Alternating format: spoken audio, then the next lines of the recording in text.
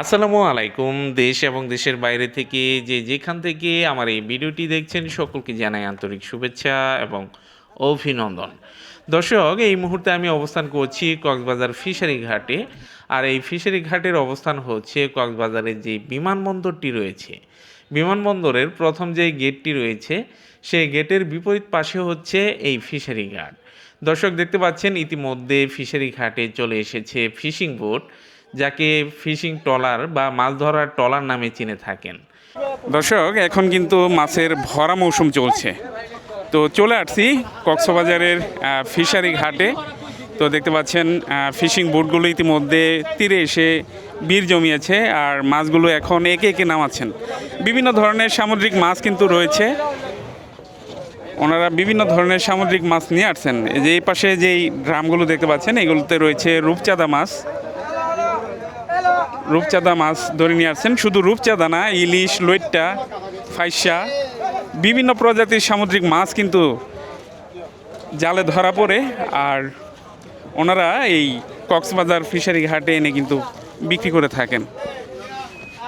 কয়েকদিন সমুদ্রে কাটানোর পর যখন একটি ট্রলার ঘাটে ফিরে আসে, তখন তার সাথে ফিরে আসে অনেক মানুষের আশা। ট্রলারে পেটে থাকা মাছই কারো সংসারের আয়, কারো শ্রমের মজুরি, আবার কারো ব্যবসার মূলধন। রূপচাঁদা, ইলিশ, লইট্টা, কোরাল, ছুরি মাছ কিংবা নানা প্রজাতির সামুদ্রিক মাছ ধরা পড়া মাছের ধরন ও পরিমাণ নির্ভর করে সমুদ্রের অবস্থা এবং সেই দিনের ভাগ্যের উপর। তো দর্শক, ওনারা চলে গিয়েছিলেন গভীর সমুদ্রে। সমুদ্র থেকে বিভিন্ন ধরনের মাছ ধরে নিয়ে আসছেন। রূপচাঁদা রয়েছে, বিভিন্ন মিশালি মাছ রয়েছে। তো ওনাদের কাছ থেকেই শুনে নিব যে কত দিনের জন্য গিয়েছেন আর কি কি মাছ পেয়েছেন। আপনারা কত দিনের জন্য গেছিলেন? আমরা 3 দিন পরে গেছি।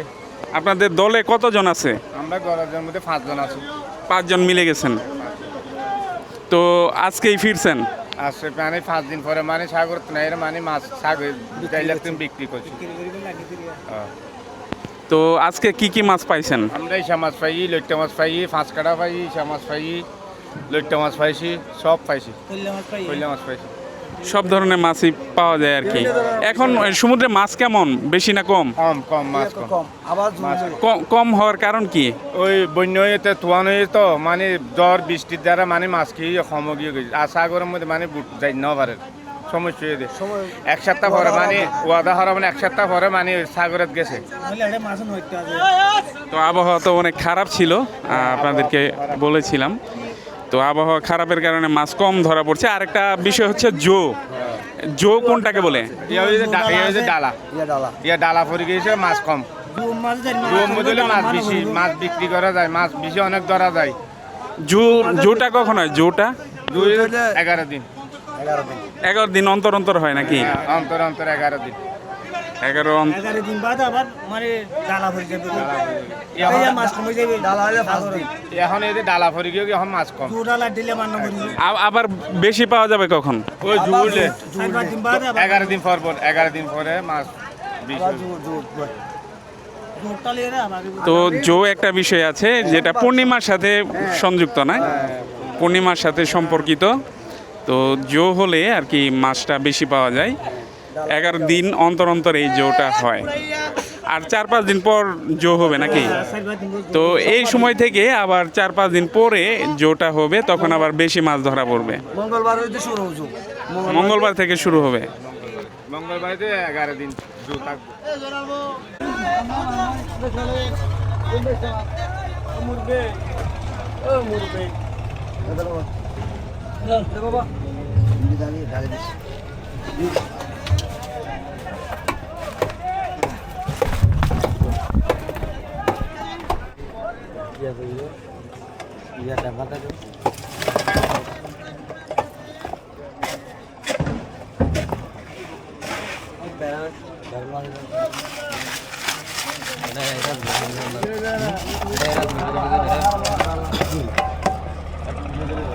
ট্রলার ঘাটে ভিড়তেই শুরু হয় দ্রুত কাজ।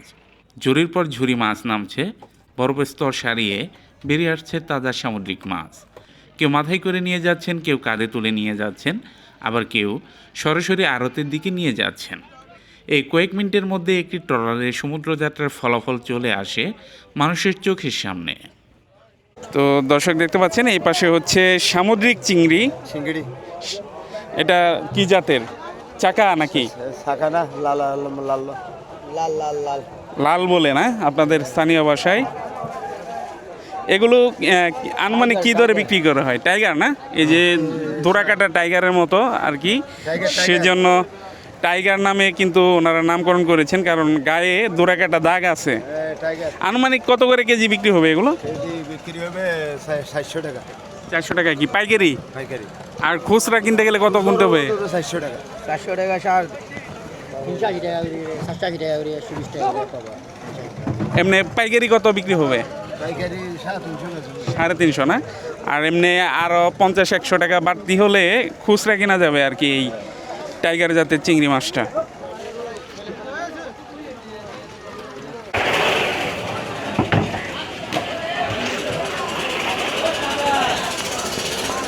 তো দর্শক দেখতে পাচ্ছেন মাছ সংরক্ষণ করা হচ্ছে, এগুলো আবার চলে যাবে দেশের বিভিন্ন প্রান্তে। বিভিন্ন ধরনের মাছ রয়েছে সামুদ্রিক, দেখতে পাচ্ছেন মিশ্র মাছ।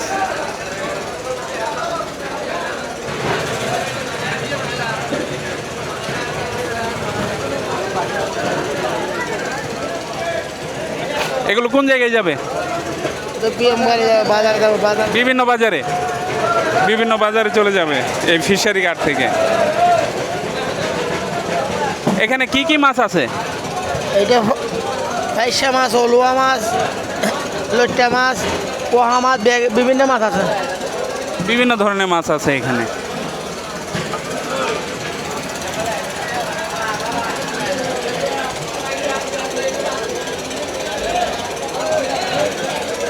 তো প্রতিদিনই এরকম কার্যক্রম কিন্তু চলতে থাকে। তো দেখতে পাচ্ছেন লইট্টা মাছ আলাদা করে, আর যে সকল মাছ রয়েছে অন্যান্য মাছ সেগুলো আর কি এই যে ড্রামে রাখতেছেন, পলিথিন দিয়ে সংরক্ষণ করতেছেন, যে এরপর এখানে বরফ দেওয়া হবে। কয়েকটা স্তরে কিন্তু বরফ দেওয়া হয়, আপনাদেরকে দেখাই। কয়েকটি স্তরে বরফ দিয়ে সংরক্ষণ করে বিভিন্ন বাজারে পাঠানো হবে। তো পাইকাররা এসে নিয়ে যাবে আর কি, পাইকাররা নিয়ে আসছেন, পাইকাররা এসে এই মাছগুলো নিয়ে যাচ্ছেন। ফিশারি ঘাটের আসল প্রাণ হচ্ছে এই মাছের আড়ত, যেখানে শুধু মাছ বিক্রি হয় না, এখান থেকেই শুরু হয় মাছের পরবর্তী যাত্রা। স্থানীয় ব্যবসায়ী থেকে শুরু করে পাইকারি ক্রেতা অনেকেই এখানে মাছ কিনতে আসেন। দরদাম চলে, হিসেব হয়, মাছ বাছাই হয়। কয়েক ঘন্টার মধ্যে ঘাটের মাছ ছড়িয়ে পড়ে বিভিন্ন বাজারে।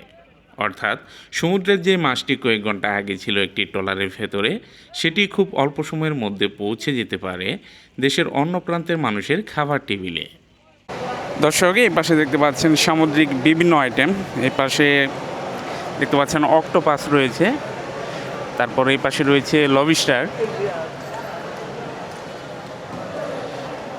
এই যে এই পাশে এটা কি জাতের ভাই? হরিণা চিংড়ি না? তো দেখেন এরকম চিংড়ি কিন্তু এর আগে আমি দেখিনি। তো আপনারা দেখছেন কি না অবশ্যই কমেন্টে জানাবেন। এটার নাম হচ্ছে হরিণা চিংড়ি, একেবারে অন্যরকম।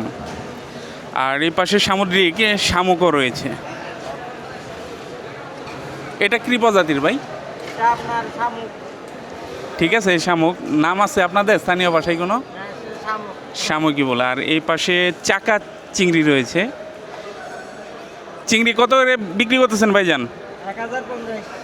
1050 টাকা কেজি ধরে বিক্রি করতেছেন। আর লবিস্টার?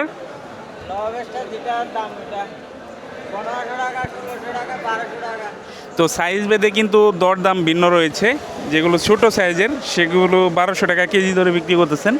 আর এই যে এই পাশে যেগুলো বড় সাইজেরগুলো দেখতে পাচ্ছেন 1500 থেকে 1600 টাকা কেজি ধরে বিক্রি হচ্ছে। দর্শক কক্সবাজারে আসলে বা এরকম সামুদ্রিক ফিশারি ঘাটে আসলে কত রকম যে সামুদ্রিক মাছ দেখা যায় তা বলার বাহুল্য রাখে না। দেখেন এটা সল্ট ফিশ বলে না? হ্যাঁ, পাতা মাছ বলে। পাতা মাছ বলে। তো এই মাছের বৈশিষ্ট্য কিন্তু অন্যরকম। এক পাশে এই যে কালো, আর এই যে আরেক পাশে হচ্ছে সাদা। এই পুরো ব্যবস্থার পেছনে বরফের ভূমিকা অত্যন্ত গুরুত্বপূর্ণ। দীর্ঘ সময় ধরে মাছকে সতেজ রাখতে ট্রলার থেকে শুরু করে আড়ত সবখানেই ব্যবহার করা হয় বিপুল পরিমাণে বরফ। মাছ, বরফ, জুড়ি, ট্রলার আর শ্রমিক সব কিছু মিলিয়ে এখানে তৈরি হয়েছে একটি বিশাল কর্মচক্র। তো দর্শক দেখতে পাচ্ছেন এই পাশে রয়েছে পটকা মাছ, যদিও এটা আমরা খাই না, তবে বিভিন্ন অঞ্চলে মানুষজন কিন্তু এইগুলো খায় আর এগুলো শুটকিও করা হয়। তো এই যে এই পাশে ঢালা হলো শাপলা পাতা মাছও আছে, এই যে এই পাশে ঢালা হলো। আচ্ছা, এগুলো কি শুটকি হিসেবে খাবে না জ্যান্ত খায়? হ্যাঁ, কুমিরের খাদ্য হিসেবে। ছুটকি করে খাইতে পারবে। আবার মানুষেও খায় এগুলা, শুটকি করে কিন্তু মানুষেও খায়। তাছাড়া কাঁকড়া, চিংড়ি, তারপর কুমির, এটা না, এটা কি প্রজাতির? জাত আলাদা না, এটা বড় হয় আর কি, বিশাল সাইজের হয়। আনুমানিক কত কেজি পর্যন্ত হয় এগুলা? 2-3 কেজি পর্যন্ত হয়ে যায়। তো এই পাশে বিশাল সাইজের শাপলা পাতা আছে। তো শাপলা পাতাটা দেখতে কিন্তু অন্যরকম। তো কক্সবাজার ফিশারি ঘাটের এই পাশে দেখতে পাচ্ছেন যে মাছ কেটে দেওয়া হচ্ছে। এই অঞ্চলের মাছ কাটার যন্ত্র কিন্তু অন্যরকম। আমাদের আশেপাশের এলাকাতে বিশাল বড় দা বটি দিয়ে কেটে দেওয়া হয়, আর এখানে এসে দেখতে পেলাম এখানে আর চট্টগ্রামে এই চাপাতি দিয়ে এই মাছগুলো কেটে দেওয়া হয়। তো কাটতেছেন সামুদ্রিক কাইটকা মাছ, এটা না, কাইটকা মাছ, সামুদ্রিক কাইটকা মাছ কেটে দিচ্ছেন। এই ব্যস্ততার মাঝখানে সবচেয়ে বেশি পরিশ্রম করতে দেখা যায় শ্রমিকদের। সকাল থেকে তারা মাছ ওঠানামা করেন, জুড়ি বহন করেন, বরফ দেন, মাছ সাজান। তাদের ঘামে সচল থাকে এই ঘাটের অর্থনীতি। একজন শ্রমিকের হাতে হয়তো কয়েক কেজি মাছ, কিন্তু সেই মাছের পেছনে রয়েছে একজন জেলের কয়েকদিনের সমুদ্র যাত্রা এবং একটি পরিবারের জীবিকার আশা।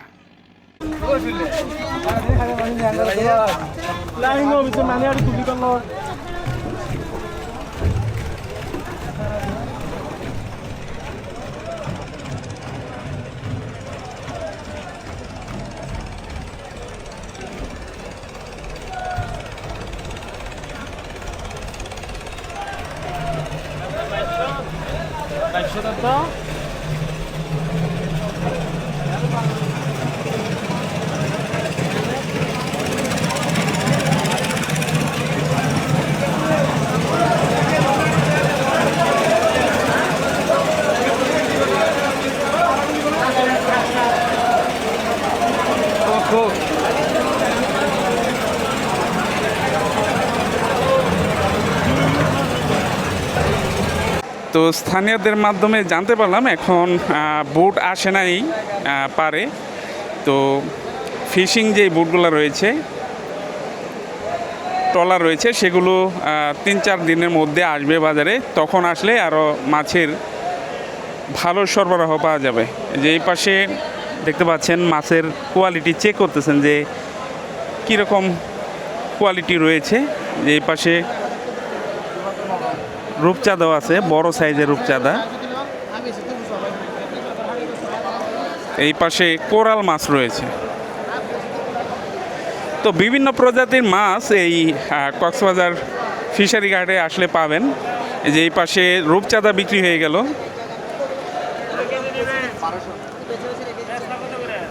মাঝারি সাইজের রূপচাঁদা।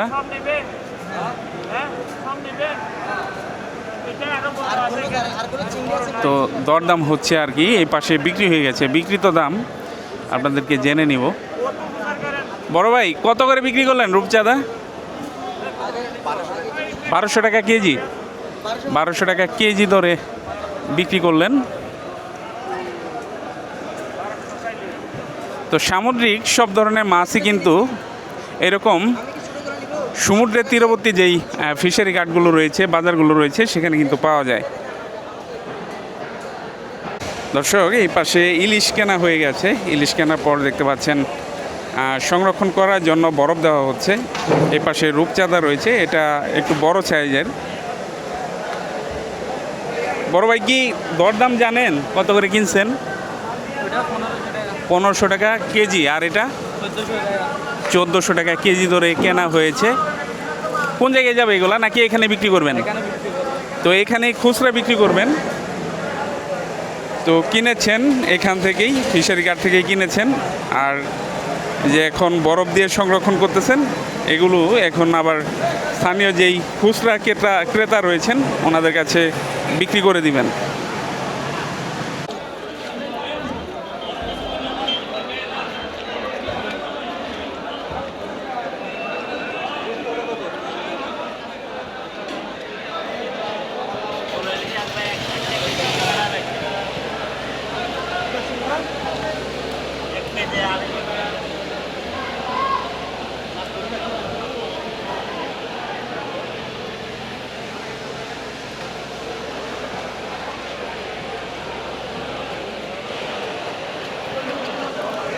এই পাশে বিক্রি হচ্ছে সামুদ্রিক কাঁকড়া।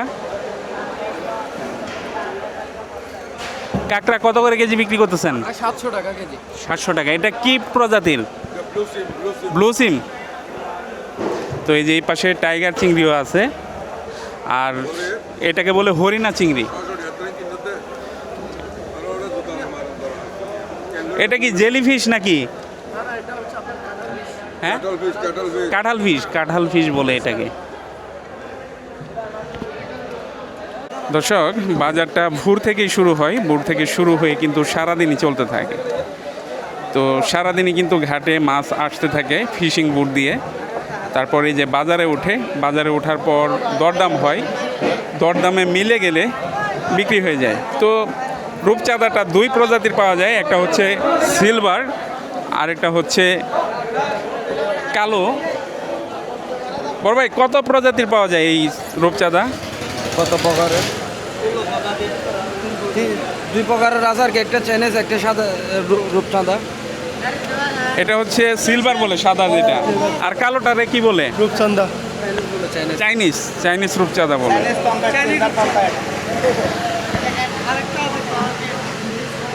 সমুদ্র সবসময় একরকম নয়, কখনো শান্ত কখনো উত্তাল। আবহাওয়া খারাপ হলে ঝুঁকি বেড়ে যায়, তবুও জীবিকার তাগিদে জেলেদের আবার যেতে হয় সমুদ্রে। কারণ তাদের কাছে সমুদ্র শুধু প্রকৃতি নয়, সমুদ্রই তাদের কর্মক্ষেত্র, সমুদ্রই তাদের আয়ের উৎস। আর অনেক পরিবারের কাছে সমুদ্রই জীবনের অবিচ্ছেদ্য অংশ। দিন বাড়ার সাথে সাথে ফিশারি ঘাটের ব্যস্ততা বাড়তে থাকে। কোথাও মাছ বিক্রি হচ্ছে, কোথাও চলছে দরদাম, কোথাও বরফ ভাঙার শব্দ, আবার কোথাও ট্রলার থেকে নামছে নতুন মাছ। চারদিকে মানুষের কোলাহল আর সামুদ্রিক মাছের গন্ধ। এক কথায়, এই জন্য সমুদ্রের বুক থেকে উঠে আসে এক জীবন্ত বাজার। কক্সবাজারকে আমরা সাধারণত দেখি পর্যটনের শহর হিসেবে, কিন্তু এই শহরের আরেকটি পরিচয় আছে। সেটি হচ্ছে সমুদ্র নির্ভর মানুষের শহর। আর সেই জীবনের একটি গুরুত্বপূর্ণ কেন্দ্র কক্সবাজারের ফিশারি ঘাট। এখানে প্রতিদিন সমুদ্র থেকে আসে মাছ, মাছের সঙ্গে আছে মানুষের পরিশ্রম, আর সেই পরিশ্রমের সঙ্গে জড়িয়ে থাকে অসংখ্য পরিবারের স্বপ্ন। সমুদ্র থেকে ঘাট, ঘাট থেকে আড়ত, আড়ত থেকে বাজার, এভাবে এক একটি মাছ পাড়ি দেয় দীর্ঘ পথ। আর সেই পথের শুরুতেই দাঁড়িয়ে আছে কক্সবাজার ফিশারি ঘাট। সমুদ্রের ঢেউ হয়তো প্রতিদিন ফিরে যায় সমুদ্রে, কিন্তু ফিশারি ঘাটের গল্প প্রতিদিন নতুন করে লেখা হয় মানুষের ঘামে।